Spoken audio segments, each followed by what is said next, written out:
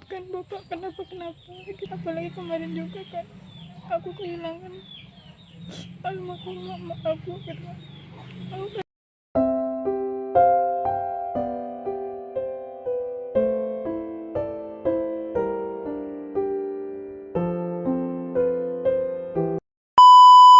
Hai, assalamualaikum, bagaimana kabarnya? Semoga sehat selalu, amin ya rabbal alamin. Oke teman-teman, bertemu lagi di channelnya aku Nopala 00. Oke teman-teman, ini aku baru selesai belanja ya. Hari ini aku cuma beli ini sayur bening, terus beli bawang merah dan tomat, sama beli tahu.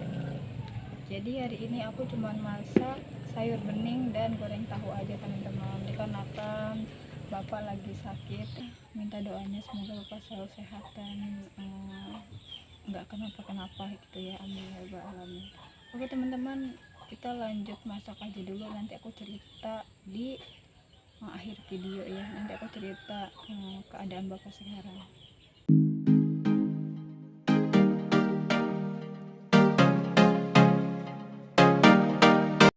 Dan ini tahu yang udah aku kasih masako biar asin, jadi aku diemin dulu biar menyerap ya, karena bapak tuh suka kalau misalkan apa-apa tuh asin gitu, apalagi tahunya kerasa asin tuh bapak suka banget. Mohon maaf ini tadi aku nggak ke video ya, aku potongin sayurnya nggak ke video ya Allah. Ini kita siapin bumbunya dulu.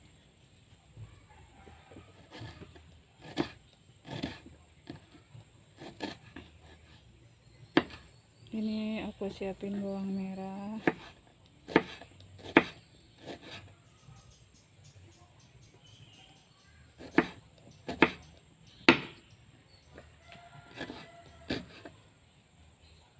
bawang merahnya 4 aja, terus sama bawang putih,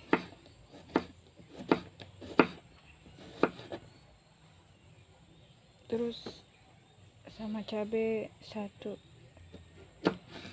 Soalnya sekarang bapak nggak suruh di stop dulu makan yang pedes-pedes, dan di sini ada tomatnya.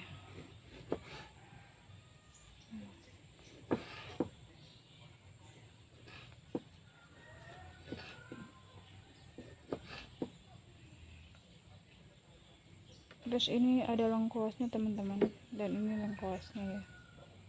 Jadi udah segini aja. Ini dia bumbunya.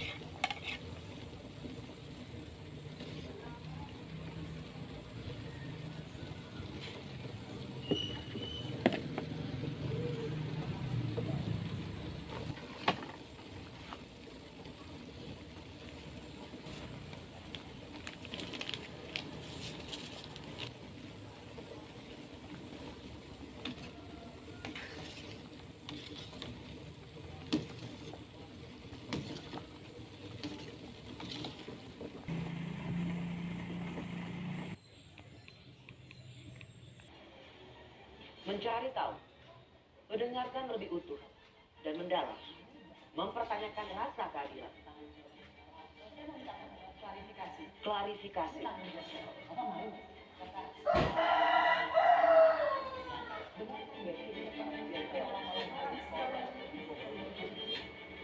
Kita mengingatkan penguasa, menghibur yang patah. Rosi. Sayur emang lucu. Bagaimana guidance kinerja BRI ke depan?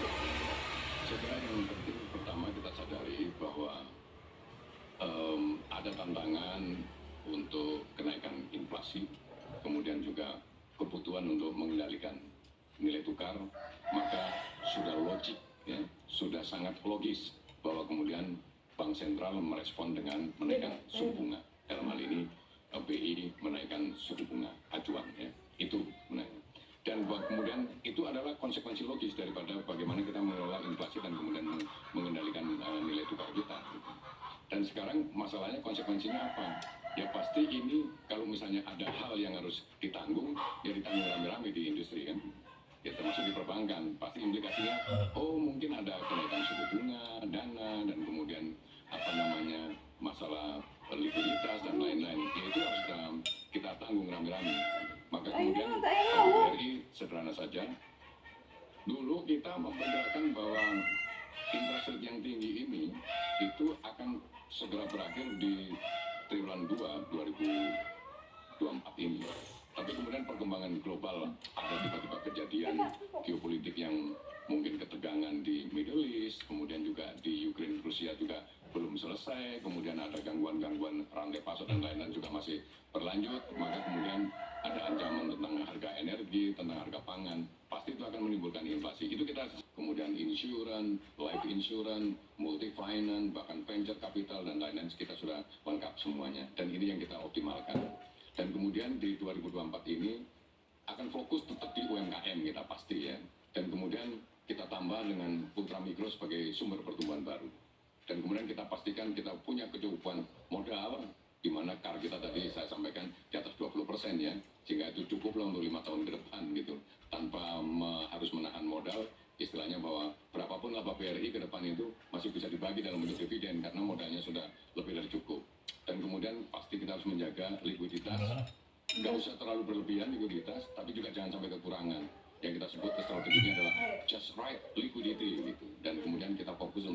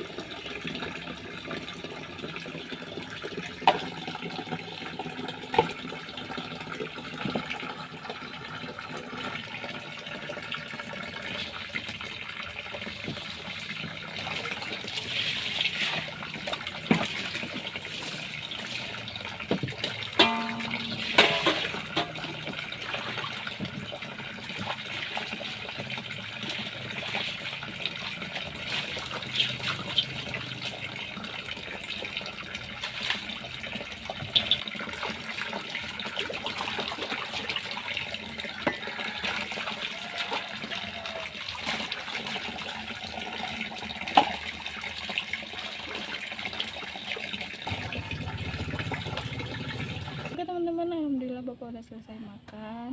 Dan sekarang aku mau cerita kronologi bapak sakit ya. Jadi semalam tuh habis maghrib tuh, habis aku maghriban, bapak minta tolong buat dikerikin badannya karena bapak tuh ngeluh sakit perut ya, ngeluh sakit perut gitu. Terus biasanya kan kalau misalnya sakit perut, udah sering sakit perut kan, biasanya keluarga aku tuh kalau misalnya kayak sakit perut, kayak panas gitu, pasti dikerikin kan, selesai dikerikin pasti sembuh gitu kan. Kita tuh cuman mikirnya, aku juga mikirnya, bapak juga mikirnya paling cuma masuk angin doang gitu kan. Ya udah tuh aku singkat cerita aku kerikin kan, punggung, dada, perutnya juga kan, karena masih sakit gitu. Merah, semuanya merah gitu kan. Terus akhirnya selesai dikerikin itu, aku kasih balsam juga kan buat ngereda rasa nyerinya gitu.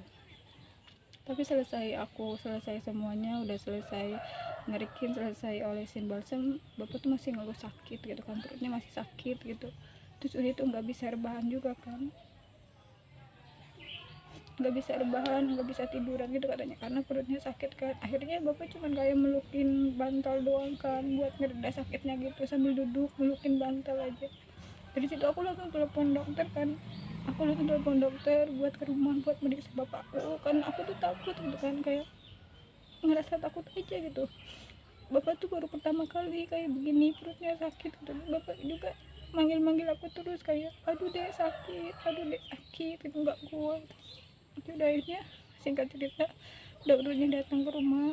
Terus aku juga kaget juga kan, bapak tuh sampai disuntik segala kan, disuntik gitu.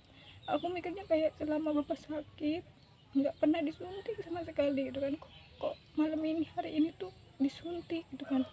Pikiran aku tuh kayak takut kemana-mana kan, pikiran aku takut kemana-mana. Terus udah gitu selesai disuntik aku nanya ke dokternya, aku nanya dok, bapak kenapa gitu, aku bilang kayak gitu kan. Dokter cuma bilang kayak nggak apa-apa katanya, lambungnya doang gitu.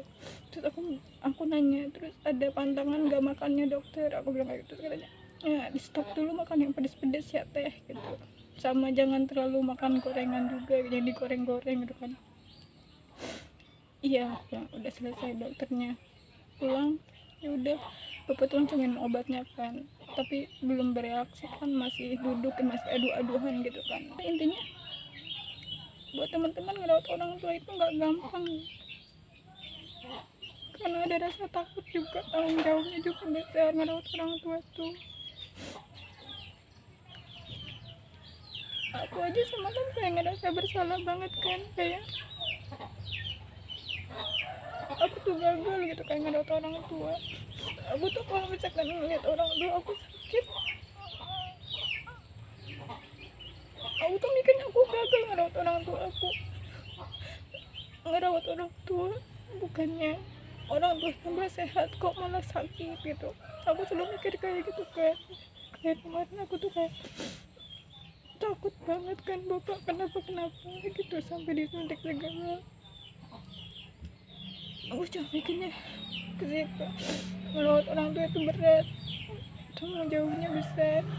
Apalagi kemarin juga kan aku kehilangan almarhum mama aku gitu. Aku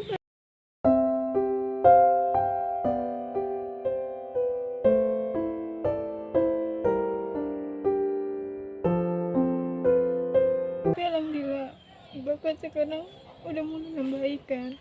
Tadi juga udah makan juga kan. Aku juga nanya perutnya masih sakit apa enggak. Tuh bapak bilang lumayan gitu kan, sekarang udah enggak terlalu sakit. Pelajaran buat aku juga biar kedepannya aku lebih hati-hati lagi memberikan makanan ke bapak gitu kan. Aku juga jangan terlalu nurutin kemauan bapak yang selalu mintanya tuh makan yang pedes-pedes gitu kan. Jadi ya pokoknya pembelajaran buat aku ke depannya. Mohon maaf ya aku teh nangis ya. Aduh, kita tuh kalau misalkan bersangkutan sama orang tua, apalagi ngeliat orang tua sakit, pasti nggak kuat kan, pasti sedih gitu, sakit gitu kan, ikut sakit juga gitu kan. Jadi buat semuanya terima kasih banyak yang selalu support aku, terus udah doain kesehatan bapak juga. Pokoknya terima kasih banyak.